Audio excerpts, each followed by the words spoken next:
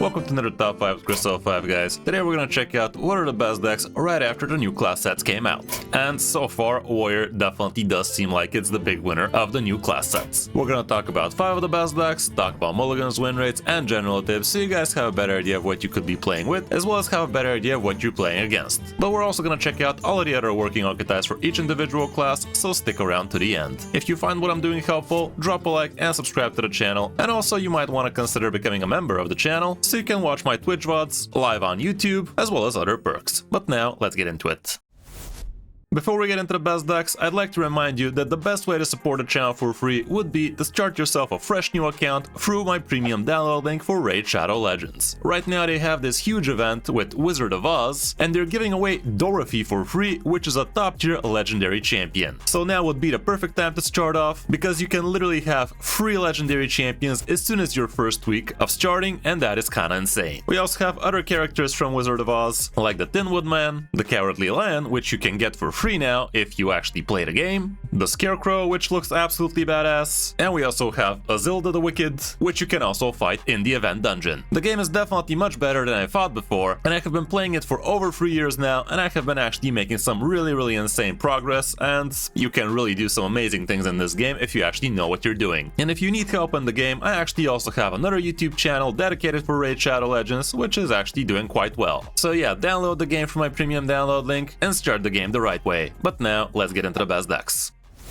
You are not prepared!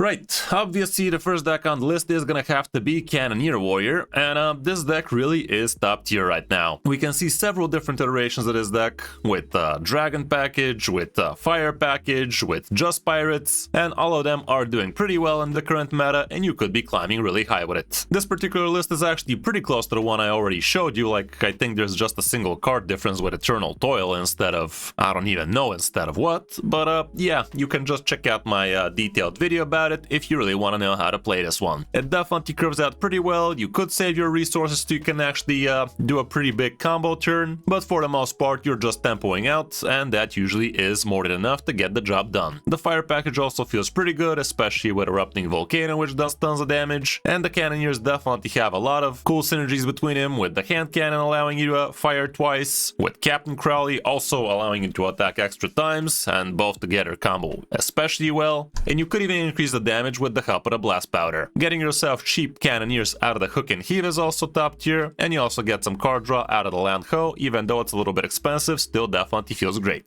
Matchup wise, this exact deck does not have that much stats, but there are plenty of super populated lists, like this one for instance, which still has a pretty respectable win rate, and here we can see that you're not gonna be that great against things like Druids, as Alina Priest is gonna be a bitch, but for the most part you should be climbing with ease. When it comes down to the mulligan, going first, you are gonna be looking for your good cheap curve, like Hook and Heave. The 1-drops are definitely a keep. Blast Powder Engineer doesn't feel that keepable if you ask me, but if you already have a 1-drop, why not? Curving into Captain Crowley can be insane. The Hand Cannon could be worth it. Location if you don't have a better 1-drop for turn 1, that kind of stuff. And as for going second, here maybe even the Duck could make the cut, especially if you already have a decent curve. South Sea Captain is a little bit higher on the keep list than I would imagine, but for the most part, again, just try to curve out. And on the second deck, we're actually gonna see Control Warrior here, and honestly, I could include even a third Warrior deck into this top 5, but I'm not gonna, because it's gonna be a little bit too much. But yeah, Control Warrior is actually also doing quite well, and I wouldn't call this Control Warrior, by the way. It's definitely just a Blood Fighter Warrior, or whatever the hell it's called. Arena Warrior, was it? But yeah, it's again actually running the Pirate packaging here, but also we do have the Logash Blood Fighters at the end, which definitely also feel pretty good. The cool thing about this deck is it's also gonna do probably pretty well against the straight out Cannoneer Pirate Warrior, so it has that going for it, but for the most part it kinda is sharing like 80% of the other decks, so it's not exactly very different. It's actually a lot closer than I thought to the first deck, so it's kinda wonky that it has itself a dedicated spot in this top 5, but it definitely does look like it's really strong. Matchup wise, I doubt we're gonna see too much stats here, but actually we do see that you're gonna be pretty good against a lot of things, including a lot of the popular matchups like Z shamans and priests and such. And as for the mulligan guide, here's what it looks like when you're going first. Again, you're gonna try and curve out kind of the same way like the other warrior deck, and going second, it's kind of the same deal. For other good warrior decks, this is the one I showed you for the Cannoneer warrior, but we can see a much more populated list like this one, for instance, 5,000 games, almost 60% win rate. And as for the control / Logash warrior, here's the list, almost 60% win rate, 1600 games, definitely nothing to scoff at. Scrolling down, we could see all sorts of different iterations of Cannoneer warriors, including ones that actually run dragons. This one, for instance, actually has quite a lot of stats with a lot of the dragon package. We can also see versions that run things like Living Flame, which helps with the card draw for the fire spells, and so on and so forth. Here's another Logash warrior, which is not running the pirate package, but instead opts for a more control-y oriented deck, and the rest is just not looking that hot with things like Dragon Warrior, Herald Warrior, that kind of stuff.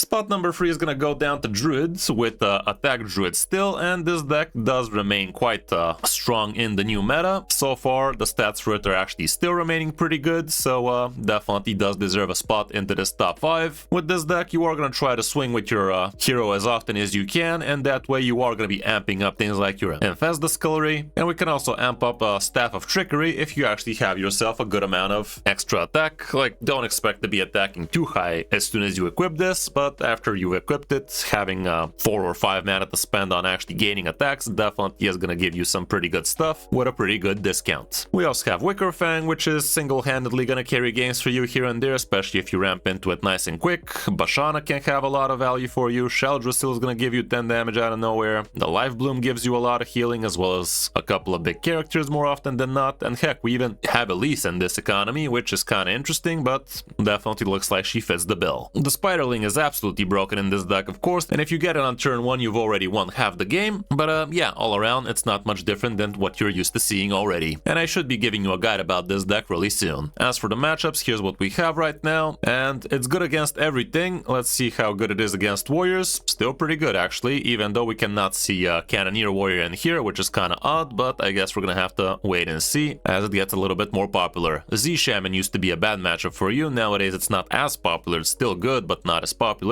And apparently Hand Warlock, Aggro Shaman, that kind of stuff are not gonna be your friends. When going first with a deck like this, Spiderling is always gonna be a keep, and it's not even close. Felwood Treant is also gonna be great. Acceleration Ore is gonna help. Curving into the Spider Rider can be insane, but even without the Spiderling, you're probably gonna hold on to this. Curving into Staff of Trickery is gonna be insane. Wave Shaping is better than passing on turn 1, I guess. Press the Advantage might make sense, even though it doesn't sound that hot to me. Going second, you could even consider bigger, better things like Wicker Fang, I'd say. Like here, he does become a lot more capable, and if you have him, you could also hold on to things like Innervate. Curving into a Midrosil can be good, but for the most part, it's kind of the same deal. For other good Druid decks, this is the one I'm showing you. Not the biggest sample size ever, but definitely respectable win rate. And we do have a very close version of this deck with still very similar win rate and very high sample size for just a couple of days. Other than that, we can also see Merifra Druid doing quite well, but for this deck to work, you really gotta be a lot better. And to be fair, it's still mostly the Spiderling package with just Merifra and Ysera added, I guess, so gives you a little bit of extra oomph, but for the most part, it kind of looks like the same deal. Anything else for Druid, it's basically Chef Druid, which is not great, and the rest is kind of the same deal like these.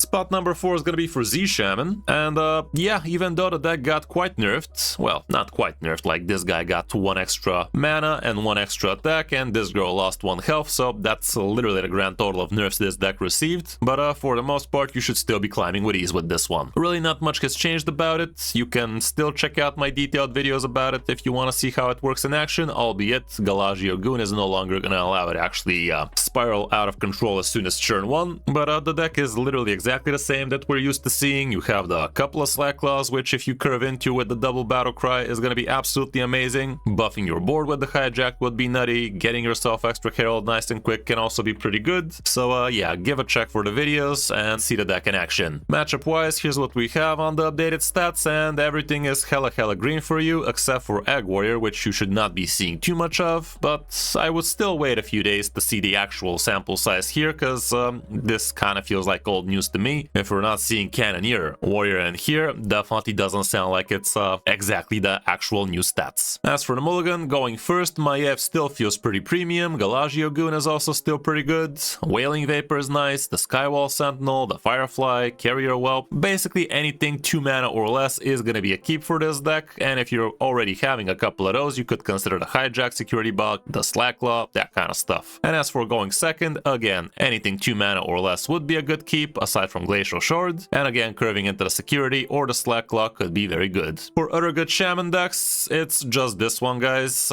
Basically, Z Shaman takes the spot, Aggro Shaman, it's up there, and it's still basically Z Shaman, let's not pretend, but it's a little bit faster on the curve, but for the most part, straight out Z is gonna be better for you.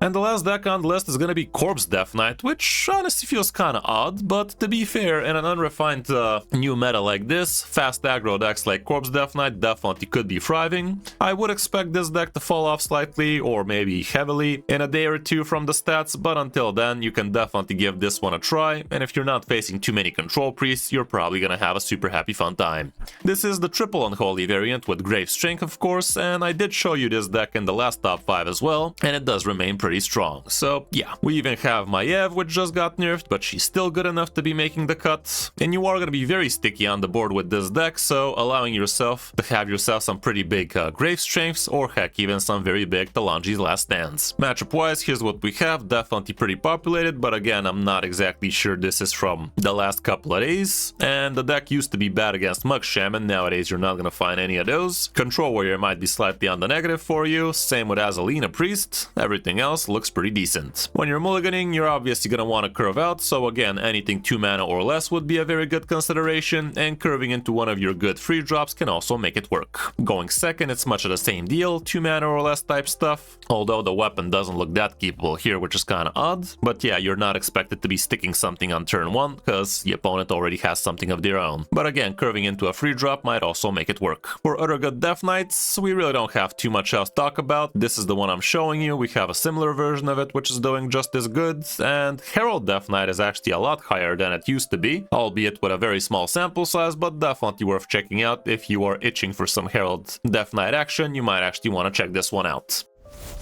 For the classes we haven't mentioned, starting off with Demon Hunter, Void Demon Hunter seems to be playable at best, but all around not the monster of a deck it used to be. For Hunter, Quest Hunter was performing super well for us last night. Right now the win rate for it is actually kind of dropping, and the deck is gonna have to get lucky against things like Cannoneer Warrior, I can tell you that much, but for the most part we did great with it. And Face Hunter is doing awfully bad right now, definitely does not look great. As for Mage, Burn Mage is getting quite the spike in power, albeit with a small sample size again, but we have another version of it, which definitely looks closer to reality with a much bigger sample size. Quest Mage looks surprisingly strong with the new Wanted poster, which is kind of weird, so we might see a surge in Vipers if this deck becomes way too strong soon, and given the fact we already have a Deck Druid with a very strong weapon, maybe Vipers are coming back to the menu. As for Paladin, Aura Paladin is still a pretty good simple deck to be climbing with ease with. For Priest, we can see several different iterations of Azalina Priest as well as Quest Priest with a lot of support from the new class sets, and you can definitely check out my Quest Priest video. The deck really did feel disgustingly strong. So far we're not seeing anything aggressive out of the class, even though the class set kinda felt like it could give you some Tempo Reborn type stuff, but so far it's more of an on the control side. As for Rogue, let's not forget this was one of the classes that received a new class set. We can't really see anything good out of it so far from the class set cards. So far only Coin Rogue and Herald Rogue are doing remotely well, and I'm being very generous with doing well with it. But as you guys see, it's just not looking that hot so far. Warlock is another class that just received a new class set, but we're not seeing too much support out of it in the new meta. We can see Rafan Warlocks are actually doing quite better than expected, if we gotta be honest, like 56% plus win rate on a Rafan Warlock deck. That has never happened before. But yeah, right now the meta is apparently not so bad for it, even though I would expect Cannoneer Warriors are actually a little bit too quick for it, for the most part at least.